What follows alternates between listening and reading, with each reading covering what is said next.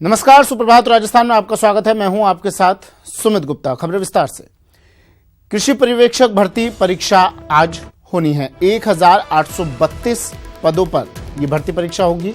करीब 80,000 परीक्षार्थी इस परीक्षा में आज अपनी उपस्थिति दर्ज करवाएंगे। परीक्षा 204 केंद्रों पर आयोजित करवाई गई है। लगभग 80,000 परीक्षार्थी आज ये परीक्षा देंगे। 204 केंद्रों पर यह परीक्षा करवाई जाएगी और विभाग इसकी पूरी तैयारी कर चुका है। कृषि पर्यवेक्षक भर्ती परीक्षा आज।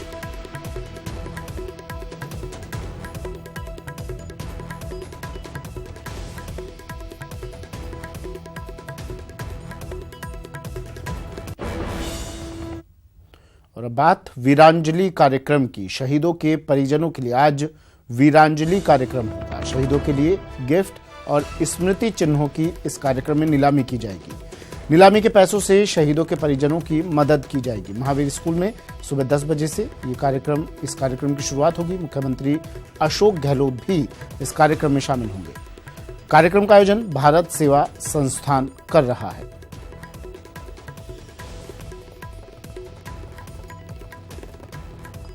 शहीदों के लिए एक तरह से आर्थिक मदद का एक नया तरीका स्वरांजलि ये कार्यक्रम आयोजित करवाया गया है। शहीदों के परिजनों के लिए वीरांजलि कार्यक्रम, जिसमें स्मृति चिन्हों की नीलामी होगी, गिफ्ट्स की नीलामी होगी। मुख्यमंत्री अशोक गहलोत भी इस कार्यक्रम में अपनी मौजूदगी दर्ज करवाएंगे। गोवर्धन चौधरी मेरे सहयोगी हमारे साथ फोनलाइन पर जुड़ गए हैं।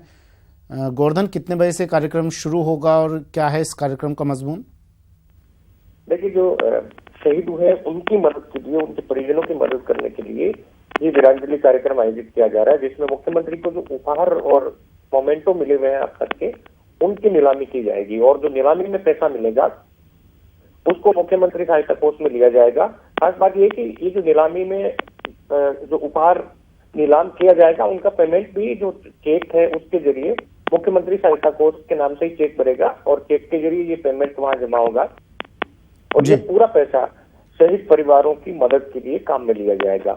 10 बजे से लेकर दोपहर बाद 4-5 बजे तक ये कार्यक्रम चलेगा, जिसमें दोपहर के आसपास मुख्यमंत्री के बयान कार्यक्रम है और जो संस्था इसका जो आयोजन कर रही है उसकी कर्ता धर्ता भी 10 बजे से यहाँ पर आ जाएंगे और जो स्मृति चिन्ह और उपहार है उनको यहाँ पर रख करके और आम जनता जो इसको खरीदना चाहती है वो इसको खरीद के और मुख्यमंत्री सहायता कोष के नाम से चेक वहां पर जमा करवा सकती है। खुद मुख्यमंत्री ने और इस संस्था के जो उपाध्यक्ष है राजीव अरोड़ा, उन्होंने भी आम जनता से अपील की थी कि इस पूरे जो शहीदों की मदद का ये जो काम है, शहीद परिवारों की मदद का काम है जी, इसमें जनता से मदद करने की अपील की गई है जी। चलिए, शुक्रिया गोवर्धन तमाम जानकारी के लिए। तो वीरांजलि कार्यक्रम आज मुख्यमंत्री अशोक गहलोत भी इसमें शिरकत करेंगे। गिफ्ट्स और स्मृति चिन्हों की नीलामी की जाएगी और इस नीलामी से जितनी भी धनराशि इकट्ठा होगी उन्हें शहीदों के परिजनों की मदद के लिए काम में लिया जाएगा।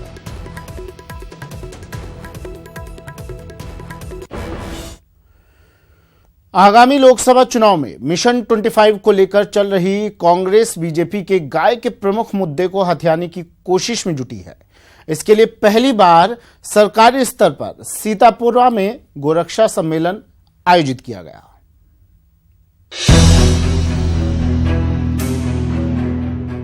2019 के चुनावी महासमर में कांग्रेस गाय के भरोसे नजर आ रही है। प्रदेश में लोकसभा चुनाव की आचार संहिता लगने से पहले आनन फानन में प्रदेश में पहली बार सरकारी स्तर पर सीतापुर के JECC में गोरक्षा सम्मेलन आयोजित किया गया। लोकसभा चुनाव से पहले कांग्रेस भाजपा से गाय का मुद्दा हथियाने की कवायद में है। प्रदेश में आज पहली बार सरकारी स्तर पर गोरक्षा सम्मेलन का आयोजन हुआ। सम्मेलन में प्रदेश भर से गौशाला संचालक शामिल हुए। सम्मेलन के जरिए कांग्रेस भाजपा के वोट बैंक में सेंध लगाने का प्रयास कर रही है। गोरक्षा सम्मेलन में शिरकत करने पहुंचे सीएम अशोक ने इस दौरान गाय के मुद्दे को लेकर बीजेपी पर निशाना साधा। नई बात हमारे लिए नहीं है। तब भी हमने गायों की रक्षा के लिए 125 करोड़ रुपए हमने गौशाला को अनुदान दिया था और हमने किस प्रकार से आवारा पशु गलियों में फिरते हैं, एक्सीडेंट होते हैं, गाय और बछड़े भी मारे जाते हैं, कई बार मनुष्य मारे जाते हैं। उस वक्त हमारी सोच है कि पशुधन का ही ध्यान रखा जाए, इसलिए उस वक्त अनुदान दिया था हमने गौशालाओं को। साथ में हमने कोई पशु हो सबके निःशुल्क दवा योजना चालू करी थी। इस गोरक्षा सम्मेलन में पूरे प्रदेश के 2673 रजिस्टर्ड गौशालाओं के प्रतिनिधि शामिल हुए। सम्मेलन में 3 आदर्श गौशालाओं को पुरस्कार दिया गया। साथ ही 11 नए डेयरी बूथ खोलने के लिए आवंटन पत्र भी दिए गए। गौशालाओं की समस्याएं बहुत है। अगर ये सरकार गौशाला की समस्या का निराकरण करना चाहती है तो सबसे पहले तो जहां आवासित गौशालाएं चल रही है वो जमीनें गौशाला के नाम दी जाए और साल भर गौशाला के लिए चारे पानी की व्यवस्था की जाए सरकार की तरफ से। गौशालाओं से जुड़े हुए जो प्रतिनिधि हैं उनको आज यहाँ आमंत्रित किया गया, उनके सुझाव लिए गए हैं, इनका परीक्षण करेंगे और इनकी भावनाओं को मद्देनजर रखते हुए एक अच्छी नीति राजस्थान में गौपालन विभाग की ओर से लागू करेंगे। प्रदेश सरकार की ओर से गोरक्षा सम्मेलन में भले ही गौपालन को लेकर अच्छी नीति बनाने की कवायद की गई, लेकिन प्रदेश कांग्रेस सरकार की ओर से आयोजित इस सम्मेलन का असली मकसद चुनावी महासमर में गाय के मुद्दे पर बीजेपी को घेरने की पूरी तैयारी ही है, ताकि बीजेपी के परंपरागत वोट बैंक में सीध लगाई जा सके। लेकिन 2019 के सियासी गदर में कांग्रेस को गौ सेवा से कितना मेवा मिलेगा, ये तो चुनाव बाद ही पता चल पाएगा। दिनेश शर्मा, न्यूज़ 18 राजस्थान, जयपुर। और चलिए अब बात बीजेपी के विजय संकल्प की। बीजेपी ने पूरे देश में विजय संकल्प रैली के जरिए लोकसभा चुनाव 2019 का अभियान शुरू किया। प्रदेश के भी सभी 200 विधानसभा क्षेत्रों में बीजेपी कार्यकर्ताओं ने विजय संकल्प रैली निकाली। कई क्षेत्रों में तो केंद्रीय मंत्रियों ने खुद मोर्चा संभाला।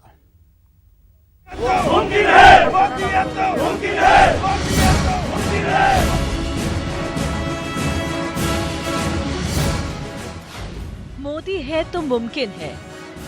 बीजेपी का मिशन 2019। बीजेपी की संकल्प वाली सियासत।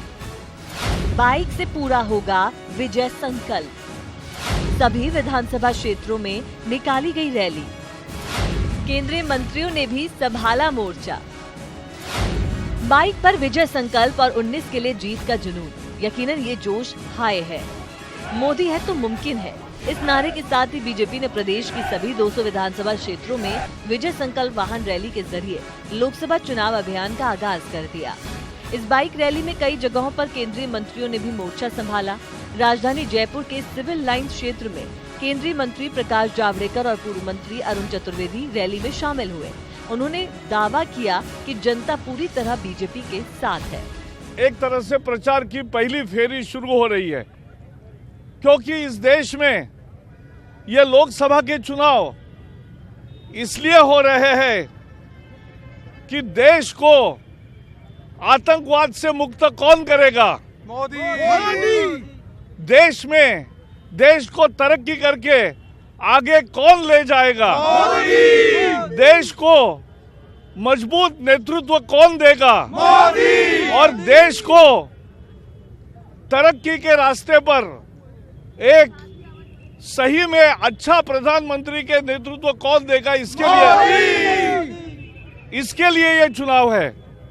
और उस चुनाव में जनता, हमें पूरा विश्वास है कि मोदी जी के पक्ष में पूरी तरह से वोट देगा।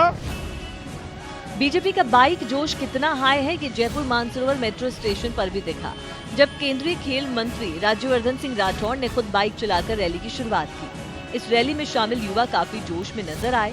रैली में पूर्व मंत्री राजपाल सिंह शेखावत भी मौजूद रहे। इस देश के प्रति हम सबका समर्पण भाव और बढ़े, इसको प्रेरित करने के लिए मोटरसाइकिल रैली हम भारतीय जनता पार्टी पूरे देश में निकाल रही है। इस देश के मान सम्मान के लिए आज नौजवान निकल पड़े और प्रधानमंत्री मोदी जी ने असंभव को संभव कर दिखाया है। इसीलिए मोदी है तो मुमकिन है हमारा नारा है। मैं समझता हूँ पूरे देश में उत्साह है और ये उत्साह के साथ में विजय का संकल्प राजनीतिक रूप से भी और हिंदुस्तान का आतंकवाद के खिलाफ जो हिंदुस्तान की लड़ाई है उसके लिए भी विजय का संकल्प है। वहीं डूंगरपुर में भारतीय जनता युवा मोर्चा के जिला अध्यक्ष पंकज जैन के नेतृत्व में विजय संकल्प रैली निकाली गई। इस मौके पर राज्यसभा सांसद हर्षवर्धन सिंह ने बीजेपी कार्यालय से रैली को हरी झंडी दिखाई। इधर भरतपुर में बीजेपी के प्रदेश संगठन महामंत्री चंद्रशेखर ने हरी झंडी दिखाकर रैली को रवाना किया। रैली में सांसद बहादुर सिंह कोहली सहित बड़ी संख्या में पार्टी पदाधिकारी शामिल हुए। हनुमानगढ़ में भी बीजेपी ने विजय संकल्प बाइक रैली निकाली, जिसमें सांसद निहाल चंद मेघवाल और पूर्व मंत्री डॉक्टर राम प्रताप शामिल हुए। कुल मिलाकर इस बाइक रैली के जरिए बीजेपी ने दिखाने की कोशिश की है कि पार्टी विधानसभा चुनाव की हार को पीछे छोड़ चुकी है और नए जोश के साथ लोकसभा के रण के लिए तैयार है। अब देखना होगा कि बाइक रैली वाला ये जोश और जुनून 2019 का चुनावी बेड़ा पार लगाने में कितना कारगर होता है। Bureau report, news 18 network. चलिए बढ़ते हैं अगली खबर की ओर।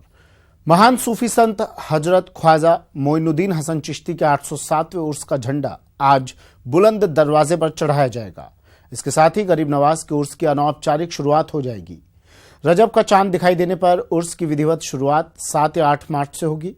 हिजरी संवत के रजब महीने का चांद यदि 7 मार्च को नजर आ जाता है तो रात से ही सालाना उर्स की रस्में शुरू हो जाएंगी। चांद नजर नहीं आने पर सालाना उर्स की रस्में 8 तारीख की रात से शुरू होंगी। इस मौके पर दरगाह में जन्नती दरवाजा 7 मार्च को खुलेगा। इससे एक दिन पहले मजार शरीफ पर साल भर चढ़ाया जाने वाला संदल उतारा जाएगा। 17 मार्च को बड़े कुल की रस्म के साथ उर्स का समापन होगा।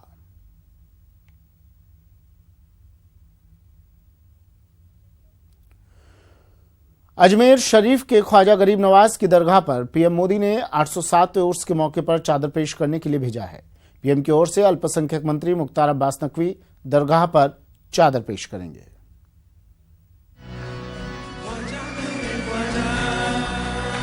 अजमेर शरीफ में ख्वाजा की दर पहुंचेगी देश के प्रधानमंत्री नरेंद्र मोदी की चादर।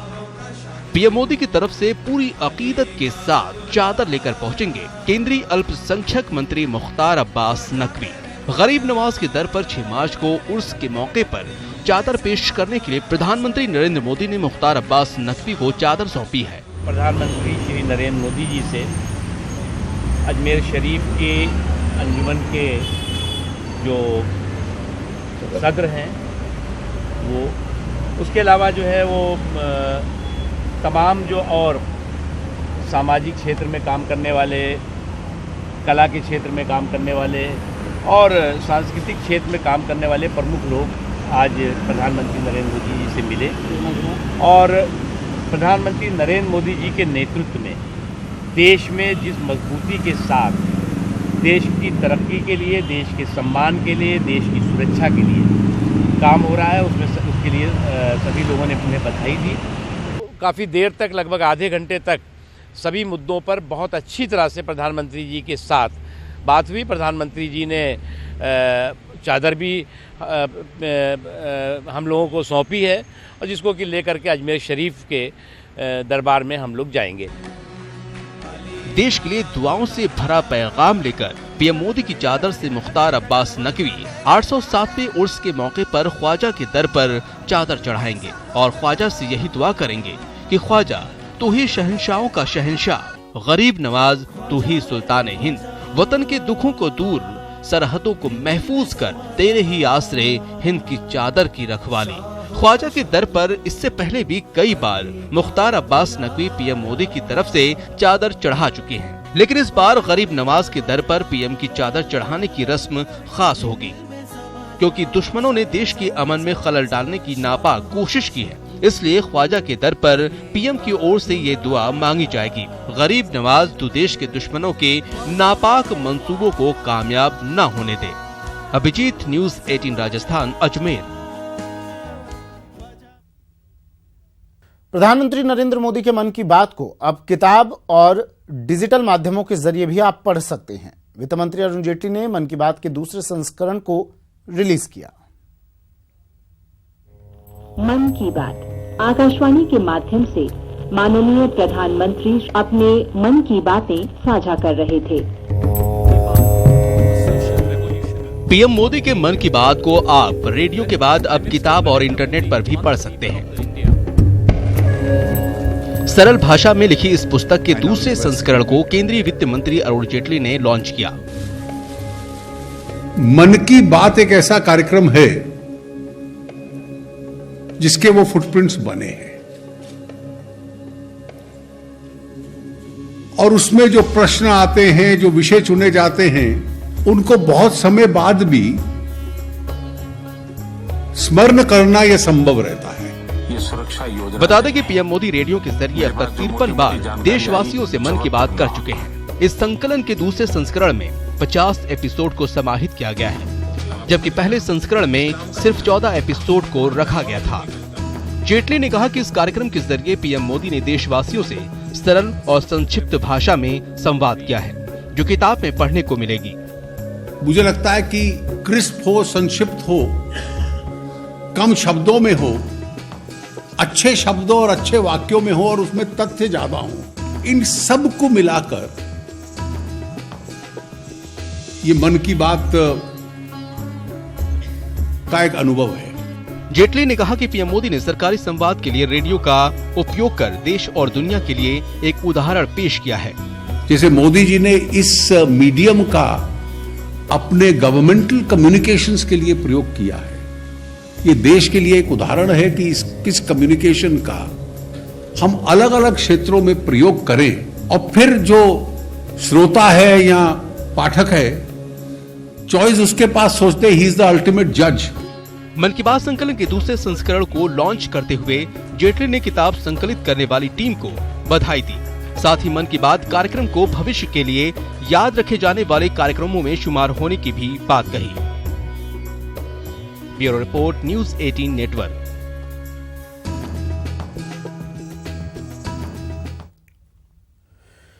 महीने बदल गए लेकिन मौसम का मिजाज नहीं बदला। मार्च महीने में भी सर्दी और बूंदाबांदी देखने को मिली। ये मौसम तो औसम है। मार्च में भी मौसम मस्त है। अभी तो सर्दी बाकी है। मौसम मस्त, किसान पस्त। जी हाँ, मार्च का महीना शुरू हो चुका है, लेकिन अभी तक मौसम ने अपना मिजाज नहीं बदला। मार्च के महीने में भी मरुदरा में सर्दी का एहसास लोगों को हो रहा है। मौसम की मेहरबानी और हल्की बूंदाबांदी ने तो लोगों का मूड और भी मस्त कर दिया है। इस बार जो सर्दी कंटिन्यू रहने के कारण है कि लगातार पश्चिमी विक्षोभ आते रहे और उनकी जो लोकेशन थी वो साउथवर्ड ज़्यादा रही, दक्षिण की तरफ। अक्सर वो जम्मू कश्मीर के ऊपर से ही निकल जाते हैं, लेकिन इस बार वो नीचे रहे और जिसके कारण और लगातार रहे, उसके कारण ये सर्दियों का बरकरार रहा। गुलाबी नगरी समेत सूबे के कई हिस्सों में हल्की बारिश देखने को मिली है। मौसम विभाग के मुताबिक मौसम का असर अगले 24 घंटे तक नजर आएगा। कई हिस्सों में बारिश और ओले पड़ने की आशंका है। श्रीगंगानगर, चूरू, हनुमानगढ़, बीकानेर, टोंक, झुंझुनू पर असर देखने को मिल सकता है। सीकर, अलवर, भरतपुर, बांसवाड़ा, भीलवाड़ा और बूंदी पर भी मौसम के मिजाज का असर दिख सकता है, जबकि चित्तौड़गढ़, दौसा, जयपुर, झालावाड़ और डूंगरपुर में भी बारिश के साथ ओले पड़ सकते हैं। करौली, सवाई माधोपुर, सिरोही और कोटा में भी मौसम का असर दिख सकता है। 15 मार्च तक प्रदेश में सर्दी का असर रहेगा। भले ही लोगों के लिए मौसम औसम हो इन दिनों, लेकिन किसानों के लिए बेईमान मौसम मुसीबतों का सबब बन रहा है। मौसम विशेषज्ञों के मुताबिक सालों बाद प्रदेश में इस तरह की सर्दी काफी दिनों तक चली है। सौरभ गृहस्थी, न्यूज़ 18 राजस्थान, जयपुर। चलिए, बुलेटिन में फिलहाल इतना ही। दीजिए इजाजत। नमस्कार।